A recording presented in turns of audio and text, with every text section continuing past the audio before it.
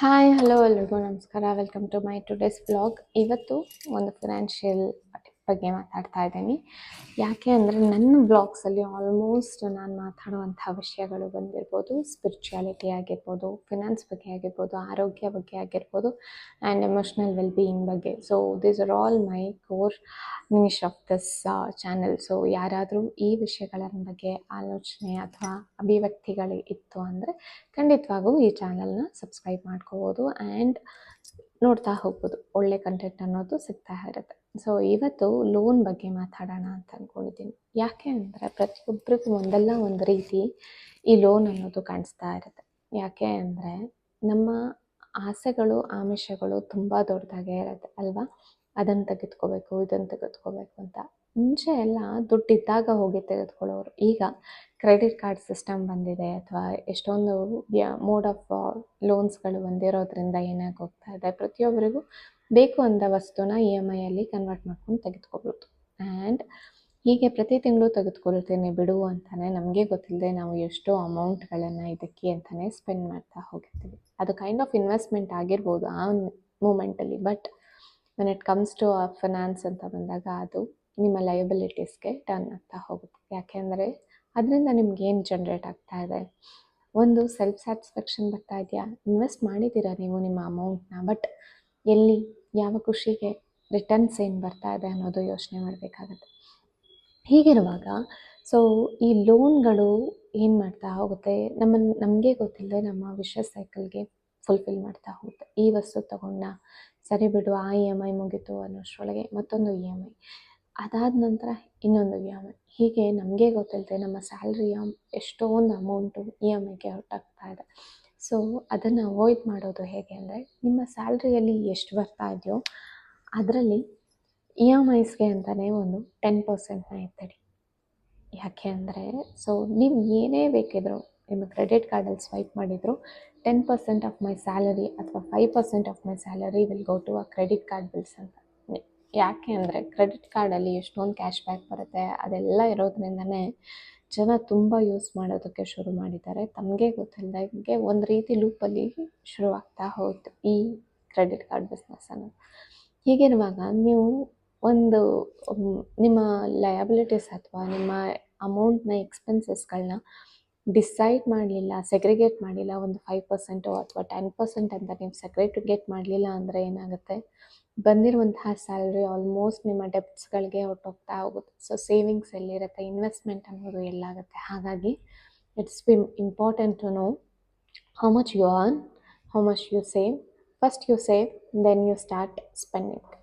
So first investment, next spending ಅಂತ.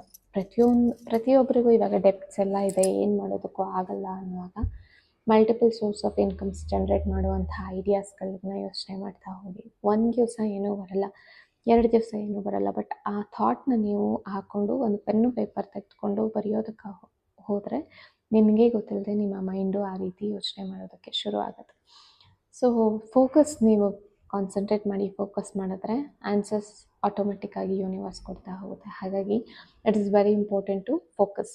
So first ನಿಮ್ಮ ಎಷ್ಟೇ ಸ್ಯಾಲರಿ ಬರ್ತಾ ಇರಲಿ, ಮಿನಿಮಮ್ 5 to 10% ನಿಮಗೆ ಗೊತ್ತಿಲ್ಲದಂಗೆ ಈ ರೀತಿ ಇನ್ವೆಸ್ಟ್ ಮಾಡ್ತಾ ಹೋಗಿ. ಈಗ ಫಾರ್ ಎಕ್ಸಾಂಪಲ್ ನಂಗೆ 10,000 ಬರ್ತಾ ಇದೆ ಅಂದರೆ ನಾನು 2,000 ರೂಪಾಯಿನ ಫಸ್ಟ್ ಎತ್ತಿಟ್ಬಿಡ್ಬೇಕು, ತೆಗೆದು ಇನ್ವೆಸ್ಟ್ಮೆಂಟ್ ಅಂತ. ಅಂದರೆ FDಗಾದ್ರೂ, RD ರಿಕರೆಂಟ್ ಡೆಪಾಸಿಟ್ಗೆ ಆಗಿರ್ಬೋದು, ಮ್ಯೂಚುವಲ್ ಫಂಡ್ಸ್ಗೆ ಆಗಿರ್ಬೋದು, ಯಾವುದೋ ಒಂದು ವಿಷಯಕ್ಕೆ ನಂದಲ್ಲ ಅಂತ ಎಮರ್ಜೆನ್ಸಿ ಫಂಡ್ ಅಂತ 2,000 ರೂಪೀಸ್ ಎತ್ತಿಟ್ರೆ ಉಳಿದಂಥ 8,000ಅಲ್ಲಿ ನನ್ನ 30% of that amount is for my essentials, ವಾಂಟ್ಸ್ಗೆ ಅಂತಲೇ, ನೀಡ್ಸ್ಗೆ ಅಂತಲೇ 30%ನ ಸ್ಪೆಂಡ್ ಮಾಡಬೇಕು. ಯಾಕೆಂದರೆ ಪ್ರತಿಯೊಬ್ಬರಿಗೂ ಊಟ, ಮನೆ ಆ್ಯಂಡ್ ದೆನ್ ಬಟ್ಟೆ ಅನ್ನೋದು ತುಂಬಾ ಇಂಪಾರ್ಟೆಂಟ್. ರೋಟಿ ಕಪಡ ಮಕಾನ್ ಅಂತ ಹೇಳಲ್ವಾ, ಹಾಗಾಗಿ ಸೊ ವೆರಿ ಇಂಪಾರ್ಟೆಂಟ್ ಆಗಿರೋದ್ರಿಂದ 30% ಅದರಲ್ಲಿ ಎತ್ತಿಟ್ರೆ ಇನ್ನು ಉಳಿದಂತಹ ಅಮೌಂಟನ್ನು ನೀವು ಲಕ್ಸುರಿಗಾದರೂ, ಬಾಂಡ್ಸ್ಗಾದರೂ, ಏನಕ್ಕಾದರೂ ಸ್ಪೆಂಡ್ ಮಾಡ್ತಾ ಹೋಗಿ.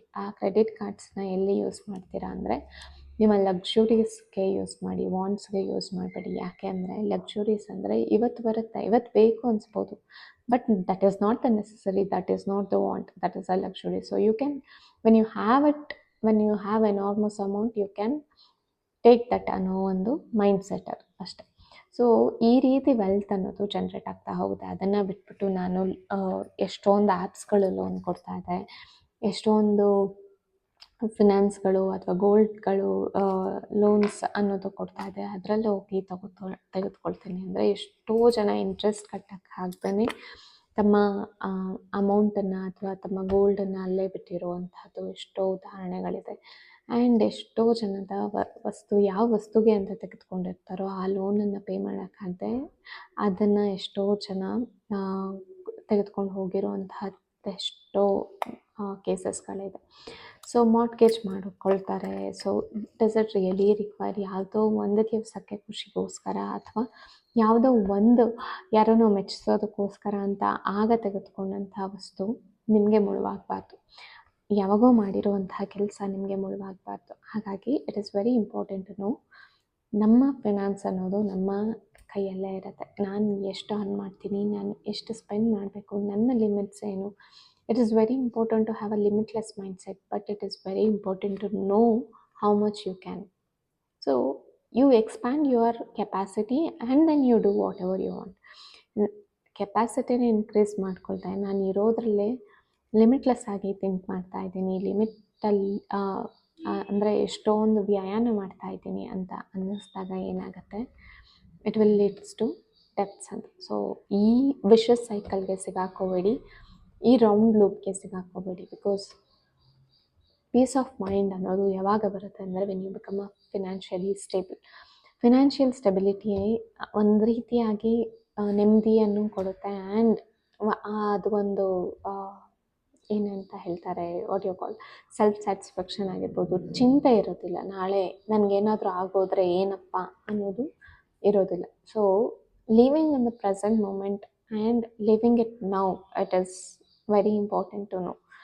ಸೊ ಹಾಗಾಗಿ ಇರೋದು ಒಂದೇ ಜೀವನ ಆಗಿರೋದ್ರಿಂದ ಲಕ್ಸುರಿಯಾಗಿ I agree it is important to have the luxuries, but it is important to have all your needs, wants met, and then you think about the luxury. Think limitlessly and know your limits. Expand your limitlessness and expand your limits. Then you go for whatever you want to wish. ಅದನ್ನು ಬಿಟ್ಟು ವಿಷ ಸೈಕಲಲ್ಲಿ ಸಿಕ್ಕಾಕೋಬೇಡಿ ಅಂತ ಹೇಳ್ತಾ ಇವತ್ತಿನ ವ್ಲಾಗ್ನ ಮುಗಿಸ್ತಾ ಇದ್ದೀನಿ. I hope every one get to know this things. Because ಇದು ಎಲ್ಲರೂ ಜನರಲ್ಲಾಗಿ ಅನಿಸ್ಬೋದು, ಬಟ್ ಏನು ಅನಿಸುತ್ತೆ, ನಮಗೆ ಜನರಲ್ಲಾಗಿ ಅನಿಸಿದ್ರು ಬಟ್ ಅದು ರಿಜಿಸ್ಟರ್ ಮಾಡ್ಕೊಳ್ಳೋದಕ್ಕೆ ನಮ್ಮ ಸಬ್ ಕಾನ್ಷಿಯಸ್ ಕೆಲವೊಂದು ಸಲ ಒಪ್ಪಲ್ಲ. ಆ್ಯಂಡ್ ನಮಗೆ ನಾವೇ ಯೋಚನೆ ಮಾಡೋದಕ್ಕಿಂತ ಯಾರೋ ಒಬ್ರು ಈ ರೀತಿ ಹೇಳಿದ್ರು ಅನ್ನೋದು ನಮ್ಮ ತಲೆಯಲ್ಲಿ ತುಂಬ ಚೆನ್ನಾಗಿ ಕೂತ್ಕೊಳ್ಳುತ್ತೆ. ಆ್ಯಂಡ್ ಅವರನ್ನು ನಾವು ಇನ್ ಕೇಸ್ ಎಲ್ಲಾದರೂ ಫಾಲೋ ಮಾಡ್ತಾ ಇದ್ದರೆ ಅಥವಾ ಇನ್ಫ್ಲೂಯೆನ್ಸರ್ಸ್ ಅಂತ ಅಥವಾ ಈ ದೊಡ್ಡ ದೊಡ್ಡ ಸೆಲೆಬ್ರಿಟೀಸ್ ಏನಾಗುತ್ತೆ, ಹೇಗೆ ಆಗುತ್ತೆ ಅಂದರೆ ಅವ್ರ ಒಂದು ಮಾತಿಗೆ ಇನ್ನೊಬ್ರು ಯಾಕೆ ಅಷ್ಟು ಗೌರವ ಕೊಡ್ತಾರೆ ಅಂದರೆ only because they love dum. So ಹಾಗೆ ಪ್ರೀತಿಯನ್ನು ಬೆಳೆಸಬೇಕು. ಸೊ ಇವತ್ತು ನಾನು ಹೇಳಿರುವ ವಿಷಯ ಇಷ್ಟ ಆಯಿತು ಅಂತ ಭಾವಿಸ್ತಾ ಮತ್ತೆ ಹೊಸ ಬ್ಲಾಗ್ನೊಂದಿಗೆ ಭೇಟಿಯಾಗೋಣ. Till then take care. Thank you so much.